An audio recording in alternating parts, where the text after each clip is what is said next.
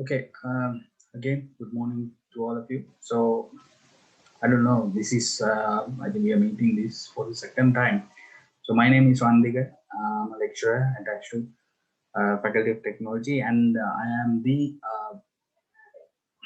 coordinator for the Automobile Technology degree program. Okay. So, today, during these interactive sessions, what I would like to discuss is the future of the automobile industry and what sort of things are happening at the moment in the industry. That means why, considering why international as well as locally, right? So there are so many opportunities opening up at the moment. So we will be able to discuss these things during this session. Okay, let's go ahead and start. Yes. So when it comes to automobile industry, what you guys have to actually understand, it's a pretty big industry. It's one of the most important industries in the world, and most of the major companies that are manufacturing vehicles and all is actually also comes under Fortune 500 companies. They make a lot of money, right? And the whole industry, if we consider the whole industry, worth around 6 trillion US dollars as of today, right? That includes the manufacturing, maintenance, modifying, aftermarket, sales, and everything, right? Everything is worth around 6 trillion US dollars, right? And it is expected to grow, right? This is actually expected to grow by 2030 to around 9 trillion US dollars. 9 trillion US dollars. So it's a big industry and it's always changing, and it's going to become a even bigger industry in the future. Right. So the idea of me, so when it means it's getting bigger, that means it needs more people, more career opportunities are opening up. Right. So this is where you guys are going to actually fit in to the industry.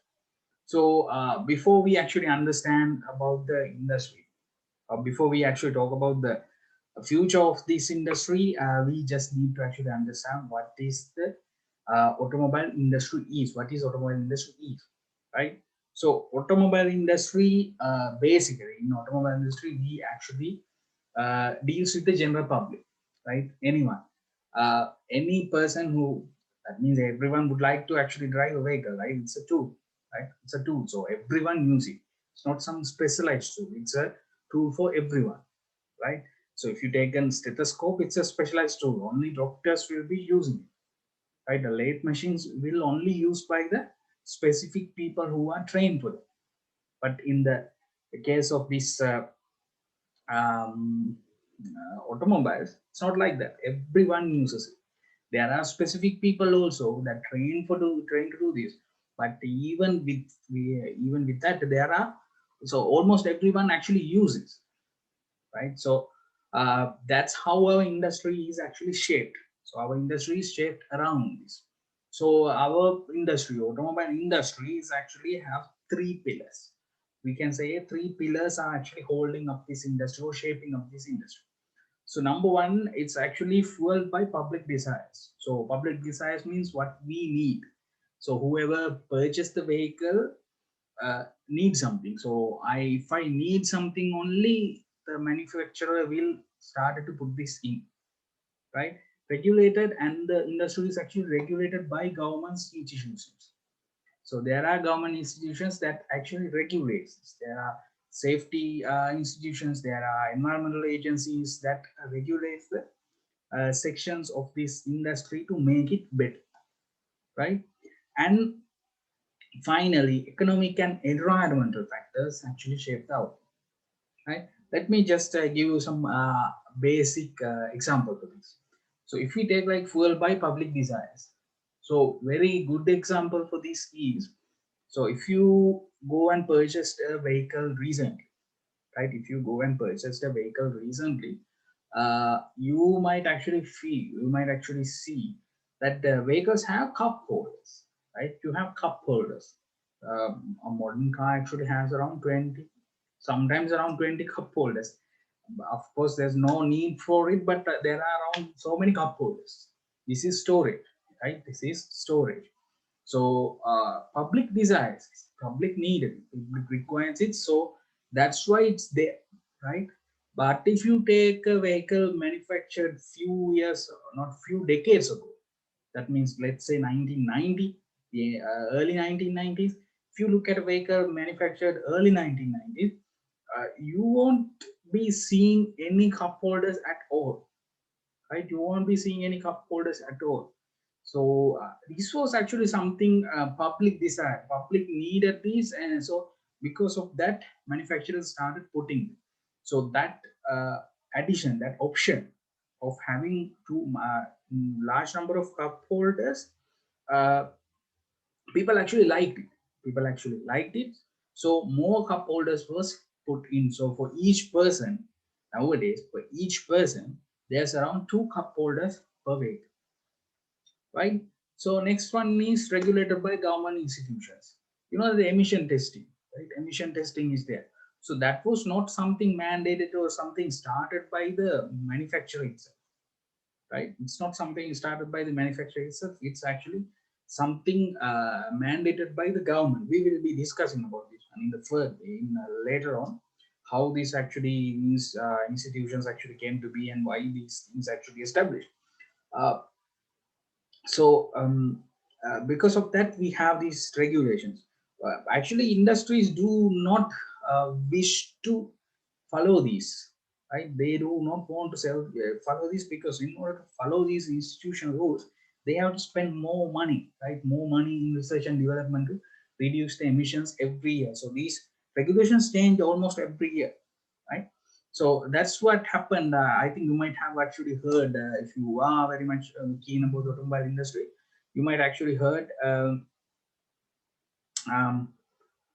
this diesel gating Volkswagen. There was an issue from Volkswagen company, something called Dieselgate, right? So that's what actually happened. The company did not wanted to spend so much money on research and development to meet the emission regulations. So what they did was they actually cheated, right? They just cheated, right?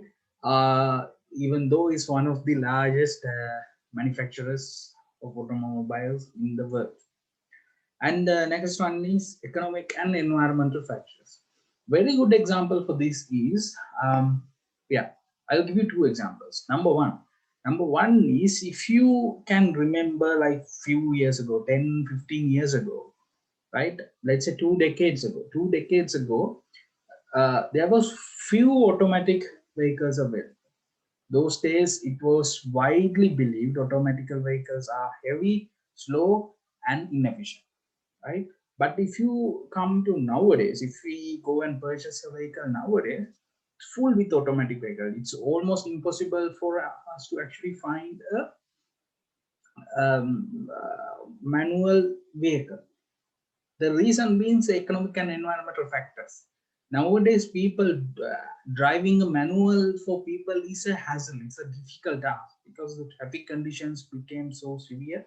Changing the gears and going in a slow traffic is difficult. So uh, more people actually prefers this vehicle. Same thing happened with the SUVs. So few years back, SUVs are known to be unsafe, not good, harsh riding comfort and everything. But nowadays it's not like that. Most people actually prefers SUV. So in some cases, some manufacturers altogether stop manufacturing cars. So a very good example is Ford. Ford recently announced that they will be stop manufacturing passenger or family cars. Instead of, they will be fully focusing on crossovers and SUVs. Right. So this is how the economic factors and environmental factors actually shape up. So these three things uh, changed our industry year after year up to what we have it today. So from here onwards also, that means in the future also, it will be actually changed based on these factors. So whenever these factors change, for to meet the demand of these factors, our industry will be also changed. So if we come to today, right, today automobile industry, if we can actually say we are in a time period that industry is actually changing. But if you take the, if you go 20 years back, at that time also industry was changing. And if you go another 10 years back, again that time also industry is actually changing. But the thing is, uh, every industry is changing. So every time, whatever time you actually considered in the timeline, it will be always changed. Okay. So but we'll come to today industry. So today industry, our main focus actually have been the driver fatigue and how to reduce the driver fatigue and how to remove the driver from driving, right? That means the human from driving. So because we were able to find out that we decided that uh, if we can make vehicle automate, then less number of problems will occur. So almost everything is actually designed to reduce the driver effort. In addition to that, increasing the efficiency, reducing the fuel consumption, right? So we are working on battery electric vehicles, hydrogen fuel cells, right? And not that's not all. Now even internal combustion engines, that means normal reciprocating piston engines, petrol and diesel engines, there are specific engines now under development which is also having the same footprint as a electric vehicle. So electric vehicle, even though we say it's carbon zero emission, it does not actually mean emission is zero. It's only zero emission for if we consider the exhaust emission. So it's only have no it only exhaust emission zero, right? But it's actually have a emission. It's also have emission which we will be discussing again in the next few slides. So now industry is changed, but there's regulations, there's governing bodies. All of these things actually are enforcing our industry to adhere to a very specific um, path, right? But these, all of these things actually not started very recently. In order to discuss about the future, we need to actually know about what actually happened in the past, how all of these things actually came to be. So uh, for our industry, the industry actually had uh, very humble beginning, right? We actually had very humble beginning. So all of these things actually started after Carl Benz was able to manufacture a gasoline engine or petrol engine, right? He patented his petrol engine in around 1860s, right? 1860s. That's around more than 100 years ago. Then by 1886, he was able to actually manufacture the world's first uh, fueled or petrol vehicle, which is actually known as the Benz patent motor wagon, right? So it actually had three wheels, no steering system, no complicated steering system, um, three wheels, a single cylinder engine which only generated uh, 3 horsepower, right? Which only generated 3 horsepower. And the engine capacity is around 1 liter. Approximately for 1 liter engine only produced 3 horsepower, right? But nowadays, uh, to explain how much we have developed, our motorcycle engine, which has around 100 cc's, can actually deliver around 15 horsepower, right? Which delivers around 15 horsepower. See, we can actually even obtain even more than that, but for commercial use, that's the uh, usual level of power output we are getting. Then that was how the manufacturing of the vehicle started. Then the vehicle became popular, but it was not until 1908, until 1908, when Henry Ford, Henry Ford actually introduced the assembly line to the automobile manufacturing, right? Until then, the vehicles were popular, vehicles were there, right? But manufacturing cost was too high and too much time was taken to that. So because of that, only the rich people could actually purchase the vehicle, right? And those days there was no regulations for vehicles, nothing, no regulations at all. And nowadays we have clutch, accelerator, brake, and gear shifter and steering, right?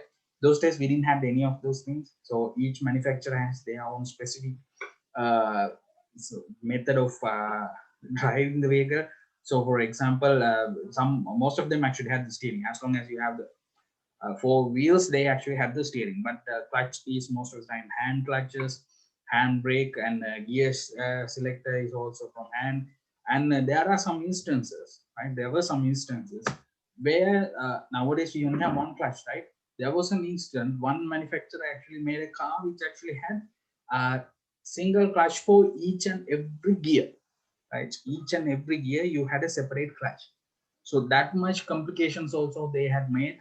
Later only around I think 1950s or something, these regulations, the manufacturers started to regulate all of these things. Used to have a clutch, accelerator, brake, and a steering, right? Or standardizes. It's can call it as standardized. So so Ford actually, Henry Ford actually started manufacturing his cars in the assembly plant, and they were very cheap, right? Before then, a vehicle was even costlier than a house. You could actually buy a house, like two houses, for the same amount of a car. How much the by the time a vehicle was manufactured in the Ford assembly line, the cost of the vehicle was around 300 US dollars. 300 US dollars. That's around nowadays in Sri Lanka, it's around 60,000 rupees, right? But this is 1908. So from there onward, the industry started to actually develop further and further, and the vehicle actually revolutionized to what we actually have today, right? So even before that, actually, we had vehicles. So even though we were talking about the automobile as a or modern automobile with petrol and diesel engines, there were vehicles even before. There was automobiles even before that that actually use electric power and steam power, right? Electric power and steam power, which unfortunately we will not be discussing at the moment, but I will give some details on that. So but our industry, automobile industry, had some significant areas in the time, right? In the history, there were some significant areas that we need to actually discuss in order to identify in order to understand why our industry shaped into a organization like this today, right? So, if you know about this, I think you might have heard World War One and World War Two, right? So, World War now one was fought from 1970s, around 1970s, and World War Two actually fought from 1939 to 1945, right? So, during this area, World War Two area, the time period, there was huge technological advances were made. A lot of these advances were actually made towards the military, right? And to actually to develop the or to make the your how do I say this, your more effort, more strengthful.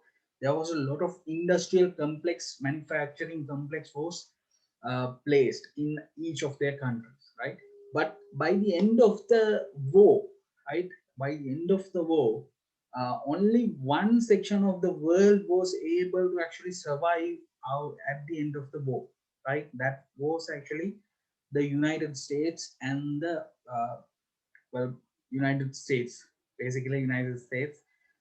So North America and South America area, that was the only area that was able to escape from the war without much of a damage. Everywhere else there was chaos and all the economies and everything was completely shattered, right? So by the end of this World War II, US actually had a huge military industrial complex that was uh, manufacturing military equipments and tools necessary. right? So there was a lot of, and in addition to that, they had a lot of new production technologies were invented for this war effort. And the people who actually came out of those war-torn countries up to there, so they have a lot of workforce, a huge workforce with them. And in addition to that, there was a lot of new electronics.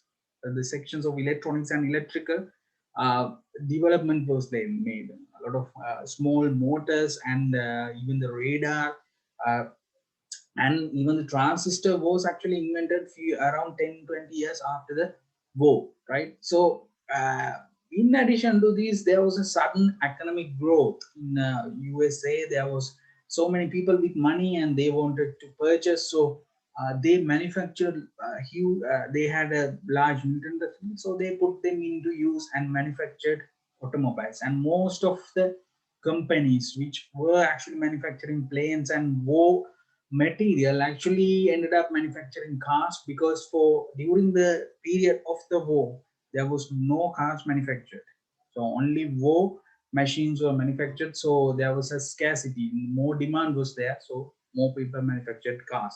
So more demand was there, more people was willing to buy, there was money with that, there was people with wealth to purchase vehicles. So companies put enormous resources to develop cars, right? Enormous resources. And as a result of that, and by the end of this, or the start of, by the end of the World War II, manufacturers actually established companies, established specialized department inside the companies for designing the vehicle. So in addition to the engineers, there was designers now. So designers actually design the car, then the engineers engineer the car. The combination of that is coming out as a beautiful product. So that's what I actually put two photos for you guys to see, these gorgeous shapes and these very heavy big vehicles actually manufactured in those times. But since but but since the since there was no regulations or anything, the vehicles were big, engine capacity was large, engines were under stress, so that means they are running at low power capacity, even though they have huge engines like 6 liters, 6.5 liters, similar to a bus engine capacity was put into a car. But they do not produce, they only produce around 200 horsepower. The vehicles were heavy, they were slow, but very comfortable. Nobody worried about the fuel consumption because that was not a big deal then, because the fuel was cheap, right? But all of these things about to actually change very soon. So with this development of vehicles, so most people actually started purchasing vehicles. There was vehicles everywhere, right? Everywhere. But there was no regulations. There was no regulations. Even though everyone had a vehicle, there was no regulation. Then soon come the uh, pollution, right? So this, all of these actually started in California. What happened in California was there was so much vehicles, so many people bought vehicles, and there was so much vehicles, and no emission control. So your emission is so harmful. The whole Los Angeles town started to be covered with the smoke. As you can see on the pictures, there was a smoke covering the whole Los Angeles city, right? And city officials had no idea what actually happened, how this established, why this actually caused. Most of the specialists actually thought this is coming from the industrial complexes that emit exhaust gases, but later only they found this is actually coming from the motor vehicles, right? You had around 6 liter engine capacity that producing around uh, 200 horsepower with low RPMs and very high combustion temperatures, producing a very harmful gas, right? Harmful gas, but no one checks about. And assume if we have 50,000, 60,000 vehicles running per one day within like 15, 16 minutes, that will end up actually polluting the environment. So the whole air was polluted. So then they actually had to put emission standard. But this emission standard did not actually come for another 10, 20 years, because they were unable to actually find out what was the actual cause. They were unable to find out what was the actual cause. There was acid rains those days. There was acid rains and accidents, because you can't actually see like few feet beyond a few feet. So in the highways, you had a lot of accidents. So there was a chaos time. So later, after they found out there's all of these things actually coming from the emissions, officials actually put emission standard. So even now, is all of these emission standard that we are using actually at the moment started from this incident, right? This incident. If you can, so even now the emission standards are there, but very tough emission standards are still placed in California, right? So all of these new and alternative fuel consumption, fuel systems, electric vehicles, all of these were very much appreciated and very much supported by the Californian government comparing to any other place in the world. The reason being is they actually had very difficult time because of the emissions. So they are trying to move away from these emissions as much as possible. So that is one of the reasons for this high, because now high emission, uh, because of these high emissions, that one of the reasons for these electric vehicle manufacturers like Tesla, Nikola, right? Tesla, Nikola, and there's Rimac. Not sorry, not Rimac. There is another brand I couldn't remember. So most of these US based electric vehicle companies are placed in uh, California. They are actually based around California because California government is very much helpful for these sort of new fuel system vehicles. Okay, so that's what actually happened with the emission, but that's not the end of the story, because now emission issues came along and there's another problem about to start. So still with the emission, why the end of the emission debacle was finished, there was another problem starting. So oil crisis, I don't know whether you have heard of these things. uh, so you know OPEC, right? OPEC is the Organization of Petroleum Exporting Countries. This was actually started in 1960s, right? From there onwards, they started to actually control the fuel prices. They started controlling the fuel prices. So fuel prices was bit higher than the 1950s, where engines by so countries, so the countries or the manufacturers actually had to be aware of the fuel issue. While this is actually going on as a result of the World War II and all these political issues, there was a new country formed in around Middle East, which is known as Israel, right?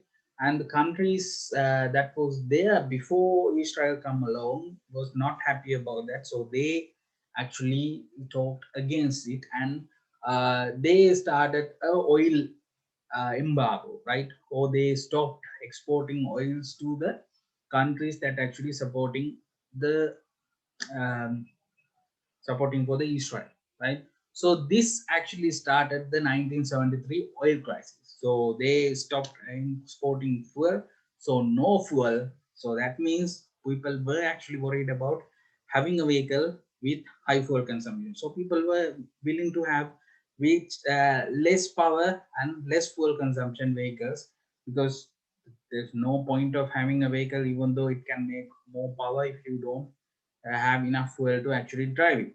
So by this time, there was another. So there's another altogether another industry developing in the other country, right? So this is in US. US now still they were driving gas guzzling big vehicles, which consume a lot of fuel, right? But the countries like Japan, Germany, right? They were in 50s only. They actually started to recover from the all the issues they had after the World War II, right? Most of these countries still under the control of the US and UK and all these allies, but they started their development and they made huge improvements in their industries, right?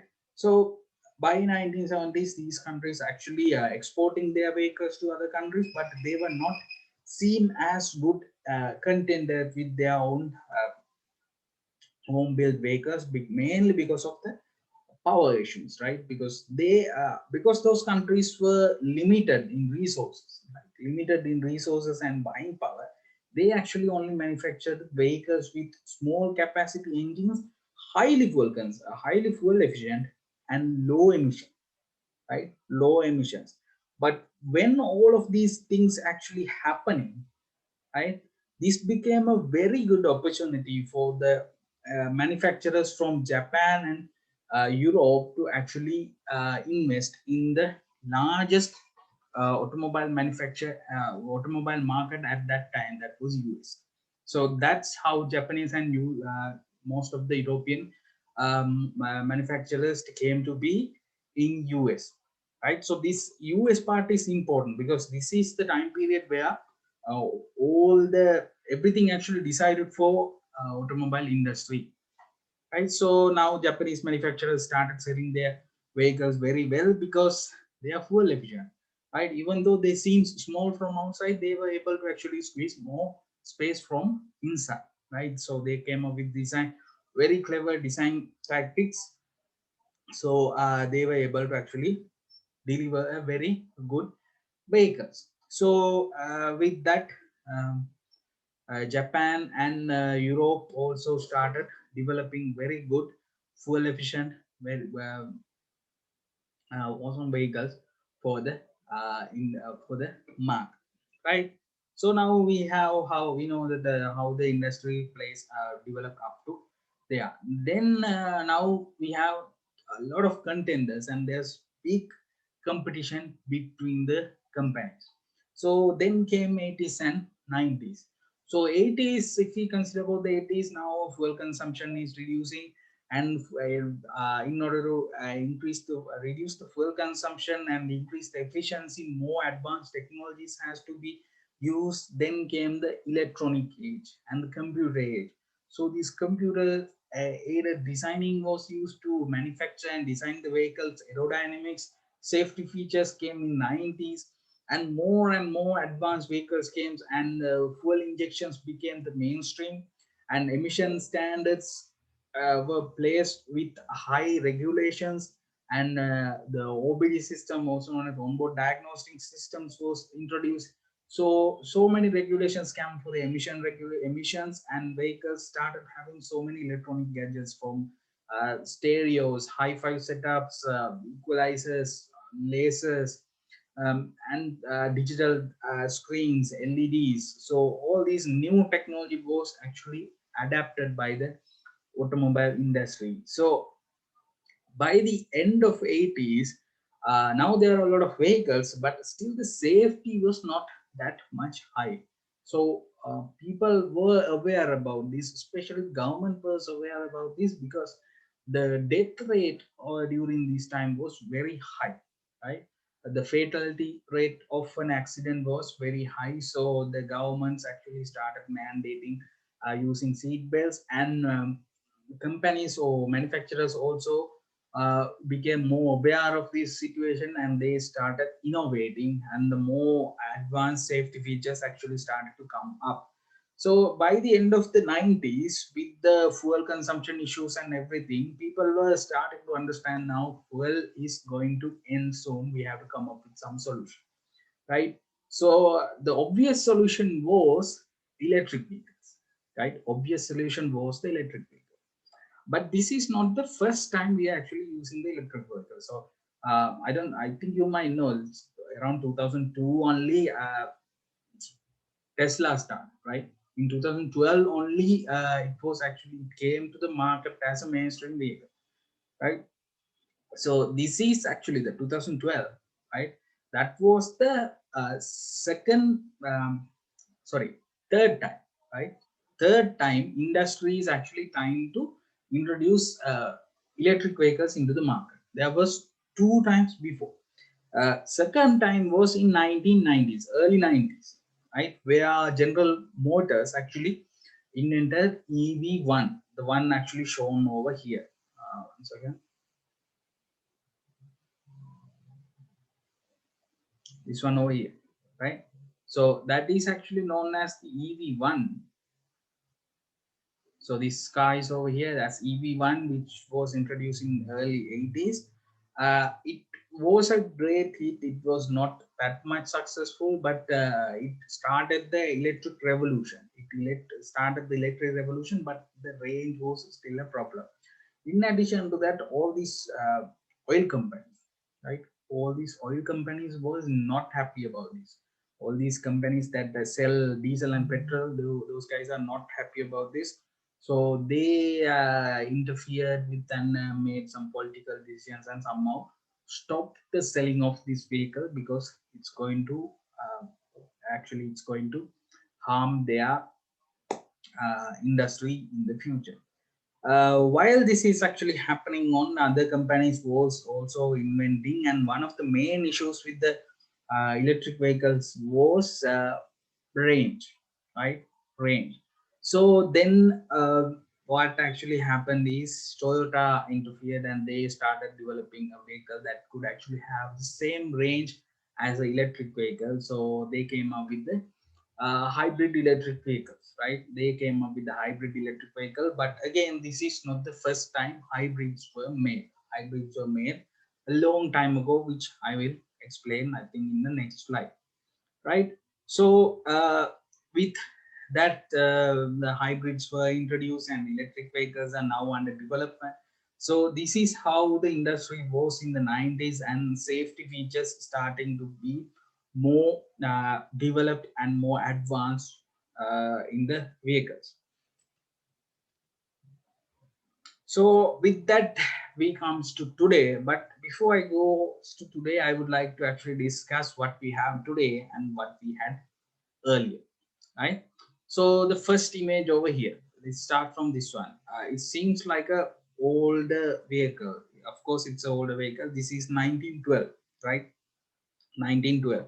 So this is after the first petrol vehicle, and this is after the invention of this Ford Model T, which was the first vehicles to manufacture in a assembly line. Hi, this is actually known as Baker Electric, one of the world's most popular electric vehicles. I don't think you knew about this. So, in the early 1900s, electric vehicles were popular, right? Electric vehicles were popular. The reason being diesel and petrol engines were difficult to run. There was no starting mechanism. You have to actually crank, which was risky back then, and you need servicing, maintenance. The range is not good. The power is very low, right? So very uncomfortable to drive, noisy. So because of those things, electric vehicles were still popular. But the most important reason was back then the fuel, diesel and petrol was not widely available, right? Was not widely available. But electricity, it was available. This is the time where Thomas Alva Edison, Nikola Tesla was working on electricity grids, right? This was the time, right? So as a result of that, we have these cars. So they were very popular. These days, actually, there were more electric vehicles than the gasoline and these petrol vehicles, and you have more steam vehicles also, steam powered cars also. I didn't put any steam cars here. uh, and the next image, right? But later on, with the development and because of cost of the gasoline vehicles became very low with the assembly plant, more and more people started to purchase them, and the infrastructure around it actually developed. More fuel came to be, and with that the cost is actually reduced, right? With that cost is actually reduced, so more people uh, tend to purchase the petrol and diesel vehicles. As a result of that, we have our industry like this today, right? Back then also, the main problem with these electric vehicles was range, right? So then what actually happened is this actually came, right? This is actually invented by a person called Dr. Ferdinand Porsche, one of the most renowned automobile engineers, who actually started the Porsche car company, and who ended up designing the Volkswagen Beetle, the one next to you, next to this photo, and who also developed the world's first hybrid electric vehicle. So this is in 1990, right? That's 102 years ago.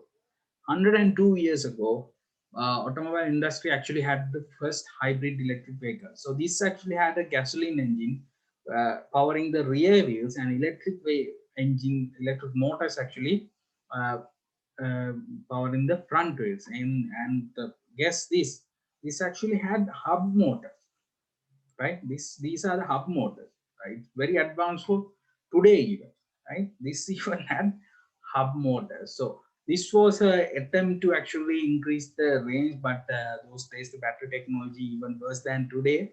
So that was not much success. So later on, he went to work with the German government, and they actually designed the Volkswagen Beetle, right? So I am pretty sure you might have seen this car. The importance of this car is this car brought the cars to it actually reduced the cost of a car, right? It actually reduced the manufacturing cost of a car.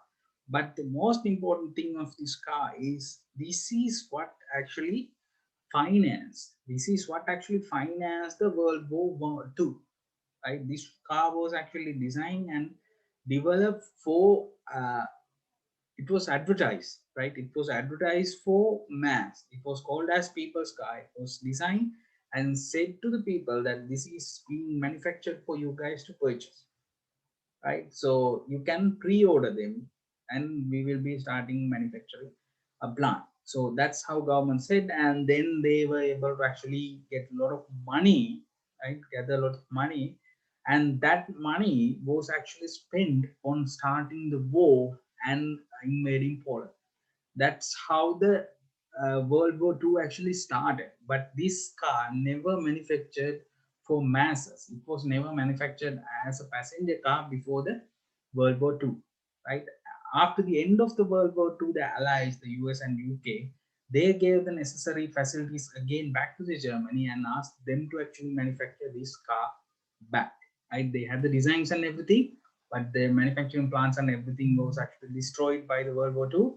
Then they gave money and the expertise for manufacturing vehicles and materials and everything.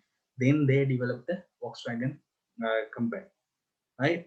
This was happening in 1945, 1946, right? But now Volkswagen is actually known as the second or first. It's actually changing between Toyota and Volkswagen all the time. So one of the largest automobile manufacturers, right? It all began with this car. They even own almost all the companies, right? All the companies means anything Lamborghini, Audi, Volkswagen, Bugatti, what else there? Bentley, right? All of these vehicles actually owned by Volkswagen, right? All of these vehicles are owned by Volkswagen, right? Then it became very popular vehicles later on, and it's became very popular, and it was it is known as one of the most highest selling vehicles in the world. So it's actually known as the people's car later on.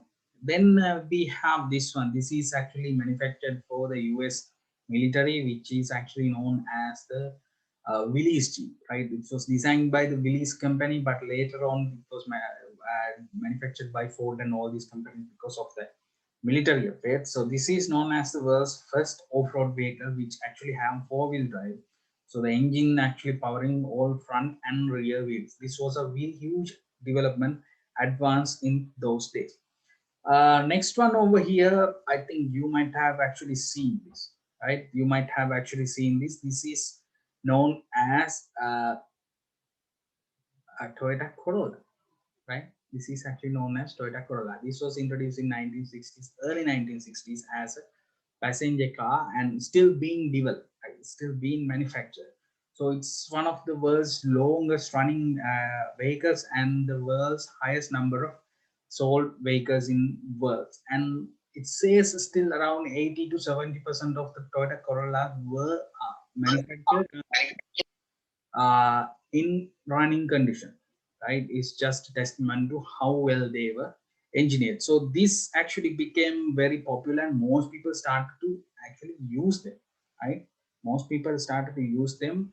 So this actually ob- or this was actually able to obtain, or this the cheap vehicle was able to manufacture by using a very advanced and very simple, right, actually very advanced, but in a way they are very simple techniques to reduce the cost of manufacture, right?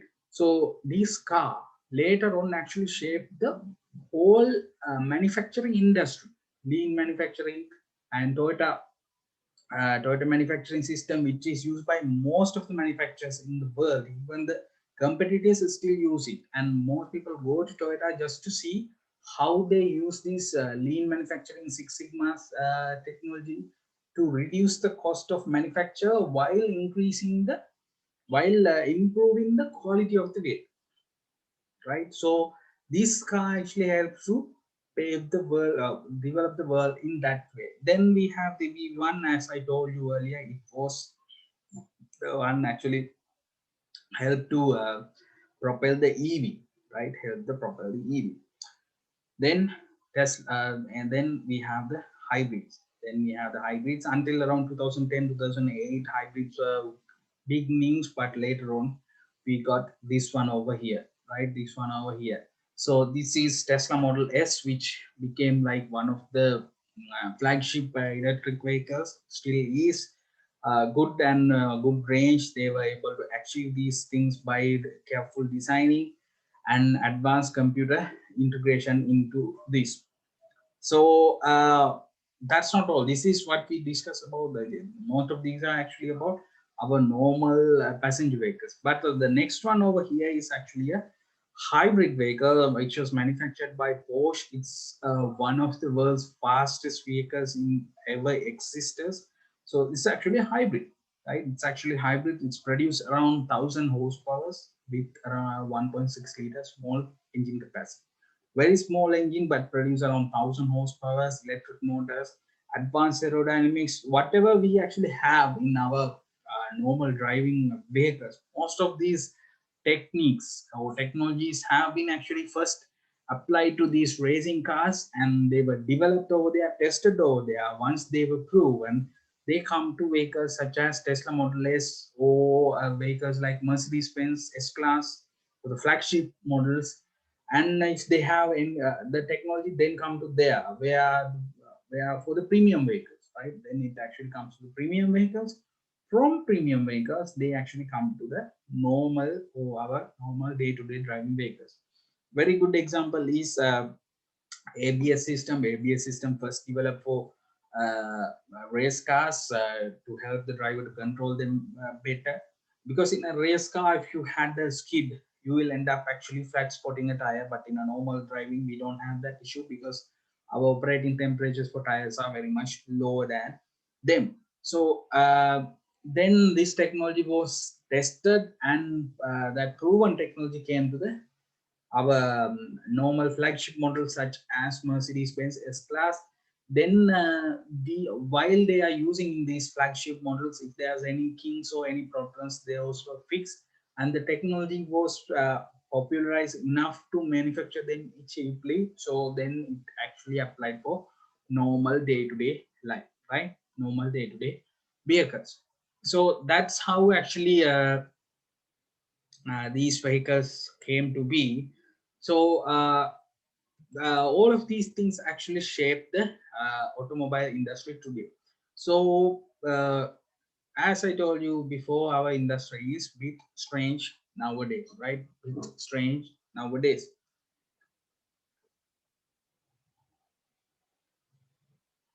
So we are living in an age where industry is changing. Number one change is we are moving towards electrification, right? We are moving toward electrification. Even there are racing series dedicated for electric vehicles, which is known as Formula E. Formula E is dedicated for the electric vehicle racing, which is huge. Even companies like Mahindra, which is from India, is even competing in this, right? And we are moving towards autonomous future, right? Autonomous future. So all of these things actually came to be because of the what we discussed earlier. So I think you can understand that all the fuel crisis, emission issues decided for us to move toward the electrification, and the safety and complexity in driving at the moment with the high traffic pushed us to actually develop vehicles with autonomous driving capabilities. Right, let's just look into these two areas. So this is one of the questions I get most. So everyone is asking, and I'm pretty sure I actually seen this in Facebook, the social media. There are some students. I think some of you might be here as well, asking whether it will be okay to, or it will be useful if you do automobile now. Will it be obsolete later? It's not like that. I will explain by the end of this session. We will even able to understand that. So most people actually ask me what will happen to the internal combustion engines, right? Internal combustion engines, when the battery vehicles came, electric vehicles, once electric vehicle comes, what's going to happen? What's going to happen to the industry? Well, I'll explain late. I'll explain it, but before I go there, it's not just like uh, replacing a kettle or a gas oven with a how do I say this? Kettle with the electric kettle, gas kettle with the electric kettle. It's not like that. It's far more complex than that. The vehicle is a complex machinery, right? But you have to understand, electric vehicles is not started very recently. They started long time ago. There was problems, could not be fixed. Came back in 80s. That second time, still could not fix. Came back again, still we are having trouble, right? Comparing to all the other systems, it's taking so much time for us to actually move towards electrification. Why is that? So well, electrification will be the future, most probably yes, right? Most probably yes, because it's still doubtful whether it will be or not. So it does not mean though internal combustion engines is going to go somewhere. So it does not mean that internal combustion engine is going to completely be fade away. Very good example is uh, yeah jet engines, right? Jet engines actually replaced the whole, almost whole uh, propeller driven piston engines very soon, right? Very soon propeller driven vehicle airplanes were replaced by jet engines, right? But still propeller driven planes are available. The reason being they are not 100% efficient at all. Nothing is 100% efficient at all times, right? For a small plane, having a jet engine is not that useful, right? Same thing for electric vehicles. If we consider about these electric vehicles, there are few issues at the moment we are facing, right? Number one is they are very heavy, right? They are very heavy. The weight is not actually that much matter for speed and control and everything. The main issue with the weight is the weight. Main problem with the weight is so if you consider, let me explain it this way. If you consider gasoline or petrol, diesel, something like that, you put full tank, right? Then once you actually reach around 100 kilometers, a certain amount of weight from the fuel is reduced because you consume that. But in electric vehicle, that's not going to happen because whether it's fully charged or 0%, still you have the same amount of battery weight. So that means you are carrying a dead weight at all times. So that's a big issue. If we can fix that, that means we can actually improve the range a lot. But at the moment, it's not possible. And battery vehicles actually need rare, advanced, rare materials. Very simply, rare materials. We actually have to go and find these things and bring them and clean them and then manufacture the battery. Right. So that's a big task. Need a lot of energy. I need a lot of energy, and these materials are also limited as much as the fuel that we are using at the moment. This is also very limited. And these battery electric vehicles are not exactly carbon neutral. You can't say them exactly carbon neutral. One good example, let me give you one good example.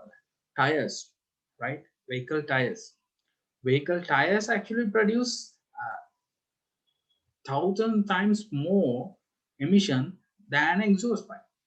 Most people do not even know about it. The tires of a vehicle actually produce 1,000 times more exhaust than harmful exhaust than the tailpipe itself. So, in a vehicle, there are two types of emission.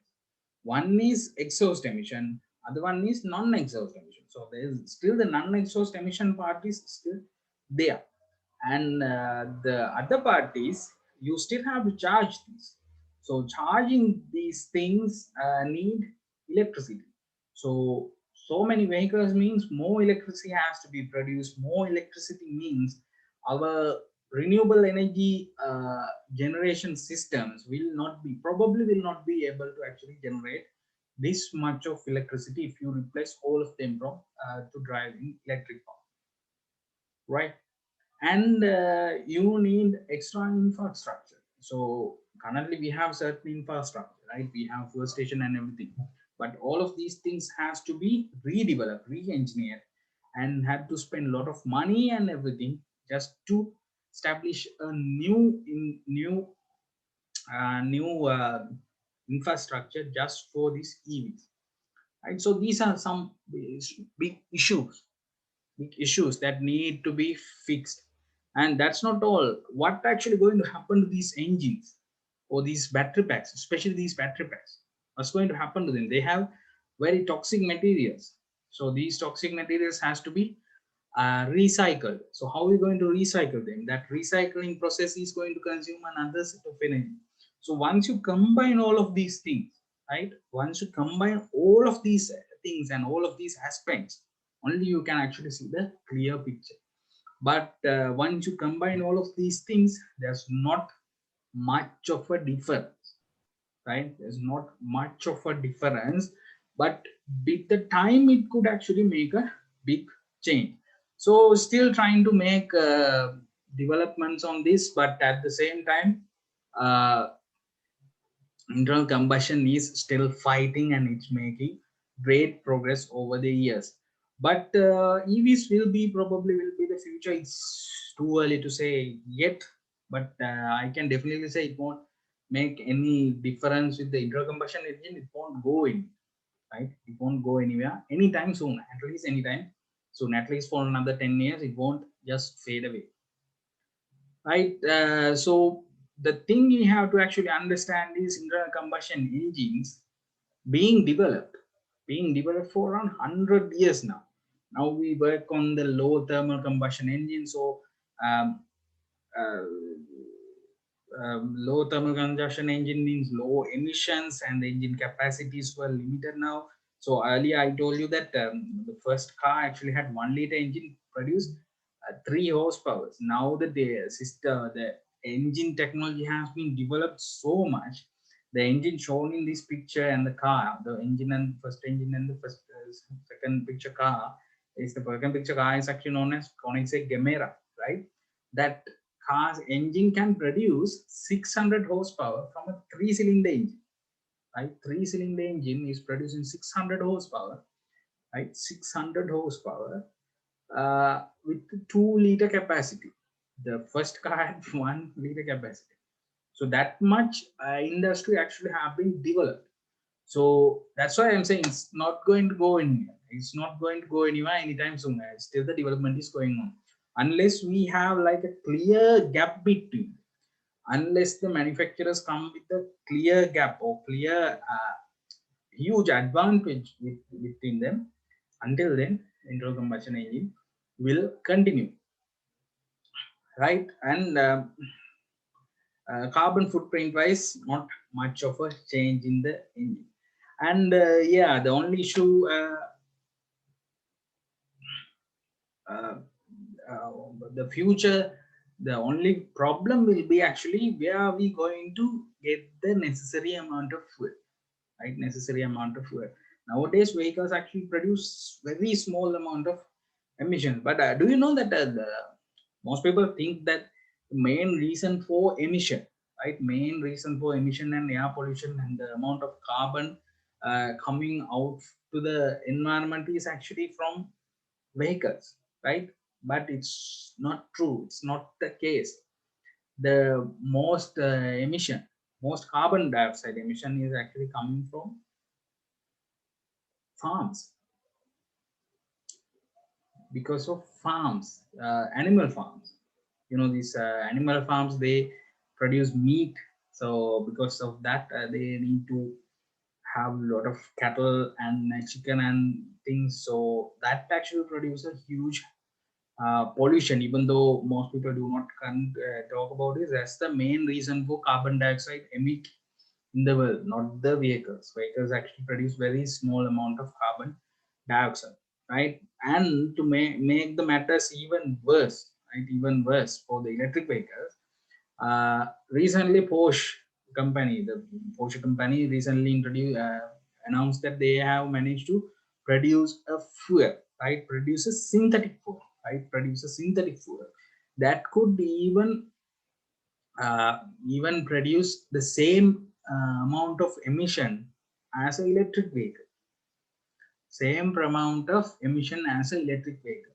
So still it's not clear, but definitely internal combustion engines are not going to go anywhere, right? Electric vehicles and internal combustion will be actually living uh, in harmony in the future. So we have to be actually get ready with both areas. In addition to that, there's another thing in play, or another uh, resource in play that we could use for internal combustion and electric vehicles both. That is hydrogen, right? So hydrogen is actually known as the most abundant resource in the universe, right? Uh, it's most abundant in the universe, but one of the uh, rarest gases in Earth. That's unfortunate. Our unfortunately is very rare in Earth. But hydrogen is now being used for cars. But the advantage of this hydrogen is hydrogen can be actually made. Hydrogen can be actually made just by breaking water using electricity, right? You can make hydrogen by breaking water using electricity. But after the process of generating electricity through sending a fuel cell, it's known as there are two membranes. Once the gas goes through it, it actually generates electricity. So this is a complex process, but that could actually even drive electric vehicles, right? That could even drive electric vehicles. In addition to that, this hydrogen again can be used in the usual combustion engines. It's possibility of using in normal usual internal combustion engines as a gas to combust and produce exhaust. And the advantage is the exhaust is water. Whatever the way we use to drive a vehicle from this, the exhaust is only water, right? Uh, but only problem is it's rare, but manufacturers have been able to perfect the system. And recently, like few years ago, I think 2015 or something, Toyota introduced the passenger car known as Toyota Mirai, and it's been selling in US and US, Europe, and Japan well. And they introduced the second generation of that, and other companies also now getting with that.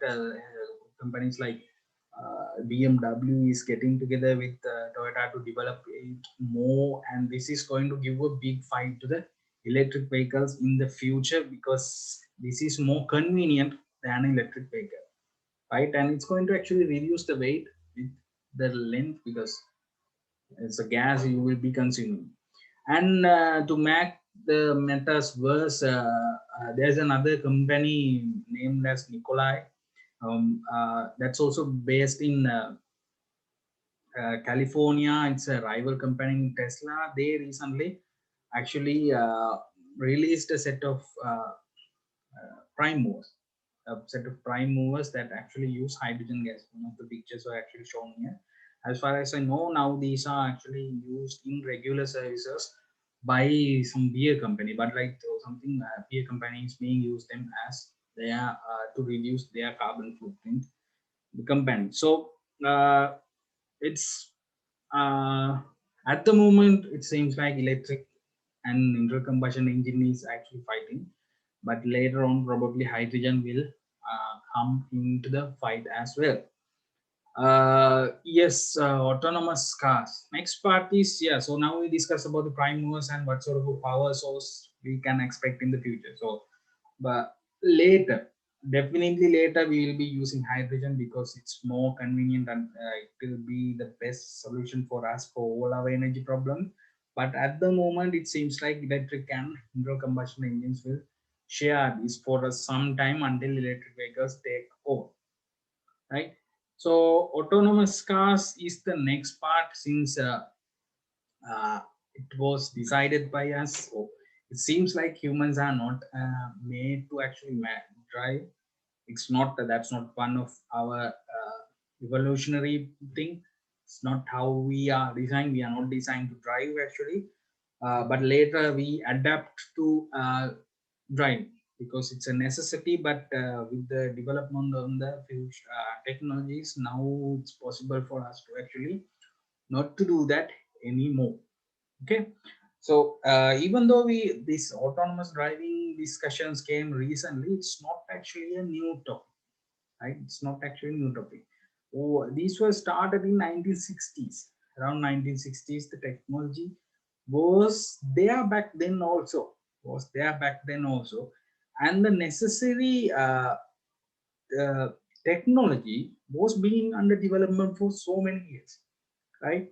Uh, you know that we have ABS system, traction control system, electric power steering, stability control, lane keep assistance systems, right? Auto brake systems, adaptive cruise control. These are the technologies that's available in a normal vehicle nowadays, right? So the combination of all of these things and sending all of these things to one single computer, and that computer deciding what to do next, is the autonomous car, right? Except for this central computer, everything else is already in the vehicle, right? Everything else is already in the vehicle. That central computer was already there, right? Was already there, but it could not be applied for a car, right? It could not be applied for a car, but it was applied for other applications. Uh, these are the applications that was actually it was actually used. You might be thinking why there's a Saturn V rocket and the Eagle, right? The reason is, if you can remember, we means humans, right? We means humans actually went to space in 1969. 1960, not to space, sorry, to moon, and came back in 1969, right? This flight, this rocket is not steered by anyone. Source a computer control. It is fully autonomous driving, right? It has a fully autonomous driving. The and the most advanced thing about this is that particular computer is not powerful as much as your calculator, right? The calculators that we are using today is more powerful than this. The computer they used to uh, go to the moon and come back. But in the rocket also, this particular section, the Eagle lander, this one was actually human human control is necessary. Everything else is actually automated, right? That was in 1969. Then we got this one. This is actually known as Lockheed 1011 TriStar, right? So this is the same company who actually manufactured the few years before, who manufactured the world's fastest plane, Mark 2.3 uh, Blackbird, right? SR-71 Blackbird, still the world's fastest airplane, right? Back then and still now. So that company manufactured this plane in 1970, and it is capable of flying alone and landing alone, right? Nowadays, any plane, almost all the commercial airlines and all the military aircrafts are actually having an autopilot system. right? But this plane is capable in that particular application in 1970s, and it is possible for this plane to actually land by itself, right? Land by itself. So that's also autonomous. That's also autonomous. But if you closely look at these two scenarios, one thing you should be clear: the interference from environment outside for these two applications are very low. When you are going on the going to the space, nothing is going to come in between. Nobody's going to cross the road. There's no traffic lights or anything, right? There's no traffic lights or anything. Same for the flights. So everything is scheduled.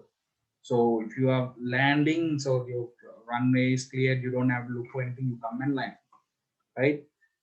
So that's why these things were able to apply those days, right? There was no interference, right? There was no interference back then, right? So for those applications, these sort of things were available.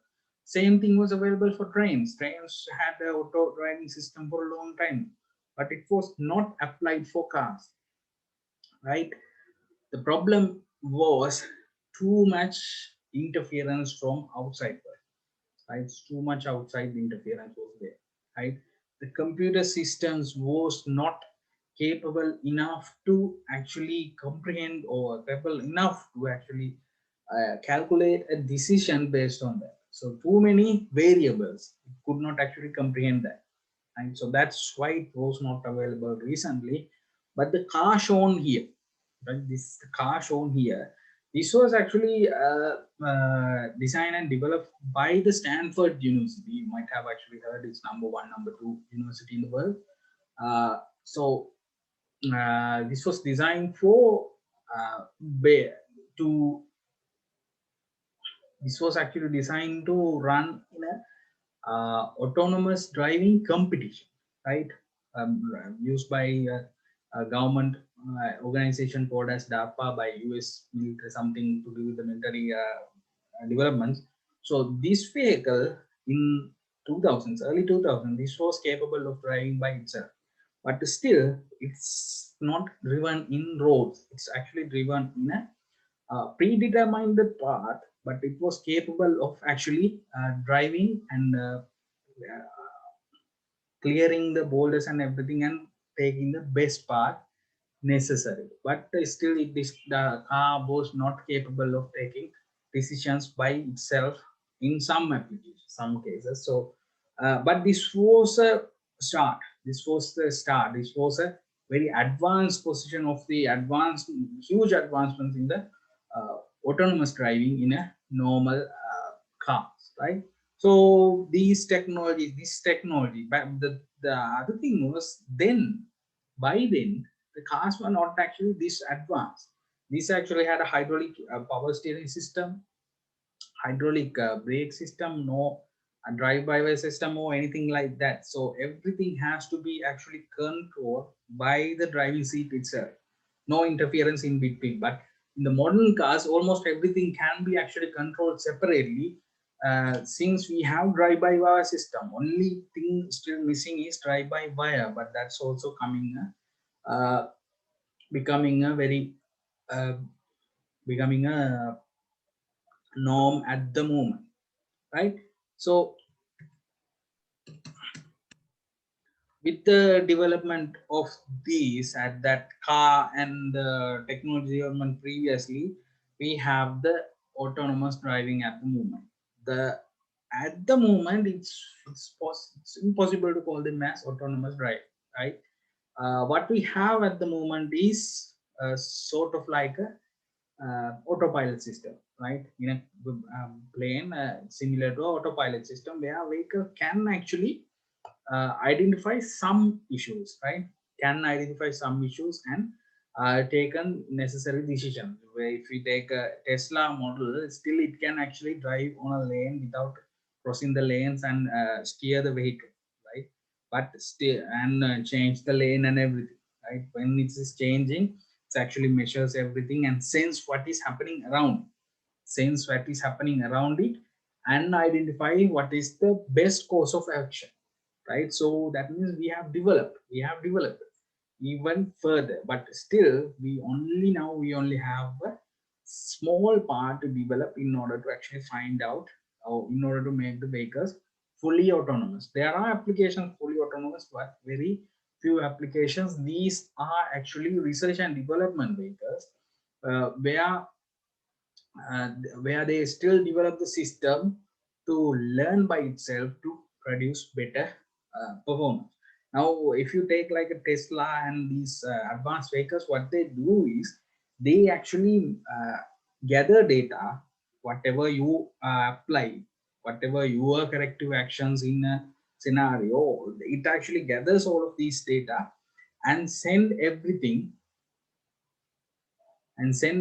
back to the headquarters, and they have a separate AI computer system that uses these data to actually develop uh, advanced AI programming in order to actually develop autonomous vehicle driving vehicles future in the future, right? So still this process is going on now little by little.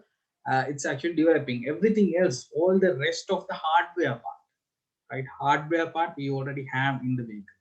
We already have almost all the hardware part we needed for a autonomous vehicle. We only missing is the brain. The only part missing is brain, and it's under development, right? So this hardware part was available for years now. Hardware part was available for years now. So it has to be developed further. The software part has to be developed further in order to make this redundant, right? Redundant without having any problem.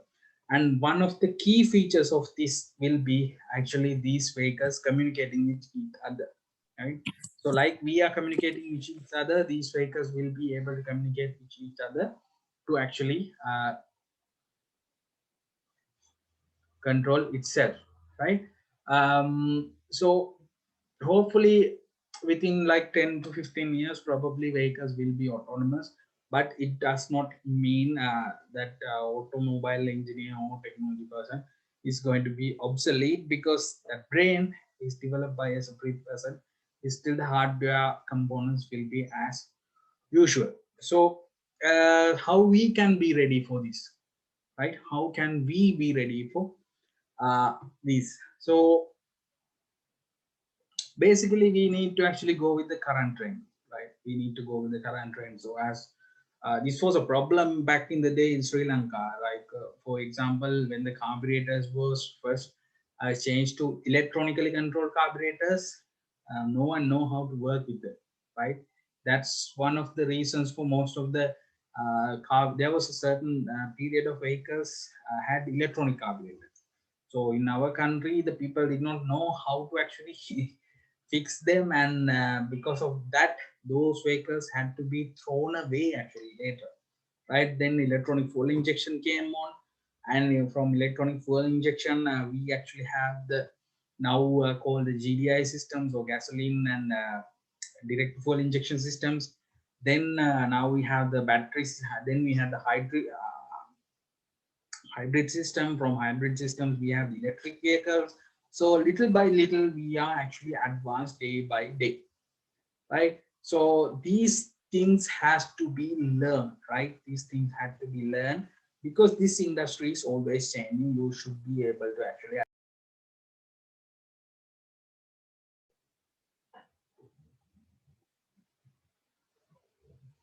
sorry,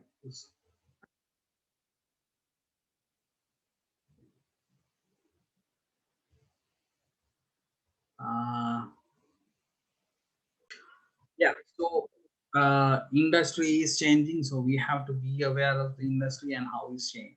And the thing you all have to understand is, even though industry is changing, that automotive technologists or engineers role is not going to be replaced, because automobile engineering is a combination. Automobile technology is a combination of skills, or combination of other disciplines, right?